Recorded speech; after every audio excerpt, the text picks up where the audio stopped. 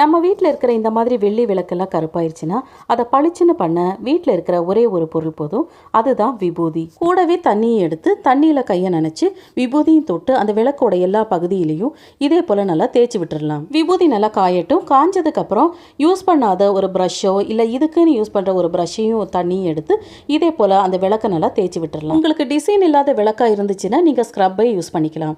பாருங்கள், இந்த கருப்பெல்லாம் அந்த ப்ரஷ்ஷில் அப்படியே ஒட்டிக்கும். அந்த ப்ரஷ்ஷை பார்த்தாலே உங்களுக்கு தெரியும் எந்த அளவுக்கு கருப்பு ஒட்டியிருக்குன்னு. இப்போ இதை நல்ல தண்ணீரில் நான் கழுவி எடுத்துட்டு வந்திருக்கேன். பாருங்க எந்த அளவுக்கு பளிச்சுன்னு ஆயிருக்குன்னு. நம்ம முன்னாடி பார்த்த விளக்குக்கும் இப்போ இருக்கிற விளக்குக்கும் பாருங்க எந்த அளவுக்கு டிஃபரன்ஸ் இருக்கு. Baking soda, vinegar, caustic soda இந்த மாதிரி போட்டு கொதிக்க வச்சு நீங்க கிளீன் பண்ணிக்கலாம். ஆனா நாளாக வெள்ளி பாத்திரத்தோட எடை கம்மியாயிரும். ஏன்னா அமிலம் உலோகத்தை கொஞ்சம் கொஞ்சமா அரிச்சிரும். காட்டன் துணியால இதே போல தொடச்சதுக்கு அப்புறம் ட்ரையான விபூதி எடுத்து அந்த விளக்குக்கு மேல இதே போல அப்ளை பண்ணி விட்டீங்கன்னா பாலிஷ் பண்ண மாதிரி புத்தம் புது விளக்கு நமக்கு கிடைக்கும். தேங்க்யூ.